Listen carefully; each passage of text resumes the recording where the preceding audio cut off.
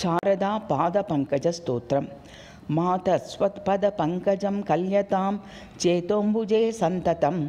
मानाताम्बुजसम्भवाद्रितनया कान्तैः समाराधितं वाञ्छापूरणनिर्जितामरमहीरुगर्वसर्वस्वकं वाचः सूक्तिसुधारसद्रवमुचो निर्यान्ति वक्त्रोदरात् मातस्वत्पदपङ्कजं मुनिमनः कासारवासादरं मायामोहमहान्धकारमिहिरं मानातिगप्रभावं मातङ्गाभिमतिं स्वकीयगमनैर्निर्मूलयत्कौतुका द्वन्द्वे मन्दतपः फलान्यप्यन मनस्तोत्रार्चना प्रक्रमं मातस्वत्पदपङ्कजं प्रणमता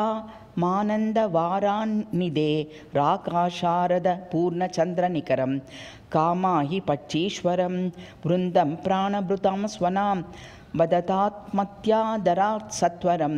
षड्भाषा सरिदीश्वरं प्रतिददक्षाण मातुराज्यं भजे कामं फालतले दुरक्षरतति दैवी मामस्तां नभी वीर्मातस्वत्पदपङ्कज ज्योत्सरजसा लुम्पामि तां निश्चितं मार्कण्डेयमुनिर्यथा भव पदाम्बोजार्चना प्रभावात् कालं तद्वदहं चतुर्मुखमुखाम्बोजातसूर्यप्रभे पापानि प्रशमं नयाशु ममतां देहेन्द्रियप्राणगां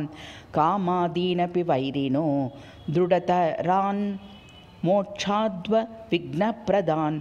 स्निग्धां पोषय सन्ततं शमदमध्यानादि मान्मोदतो मातस्वत्पदपङ्कजं यदि सदा कुर्वे गिरां देवते मातस्वत्पदपङ्कजस्य मनसा वाचा क्रियातोऽपि वा ये कुर्वन्ति मुदान्वहं बहुविधे दिव्यैः सुमैरर्चनां शीघ्रं ते प्रभवन्ति भूमिपतयो निन्दन्ति च स्वश्रिया जम्बारातिमपि ध्रुवं शतमकीकष्टाप् तनाकश्रियं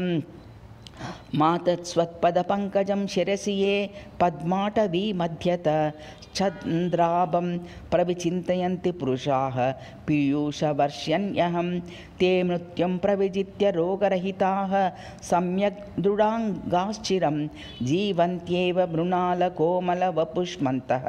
सुरूपा भुवि मातस्वत्पदपङ्कजं यदि मुदा ध्यायन्ति ये मानवाः सच्चिद्दुपरमशेषवेदशिरसां तात्पर्यगम्यं मुहुः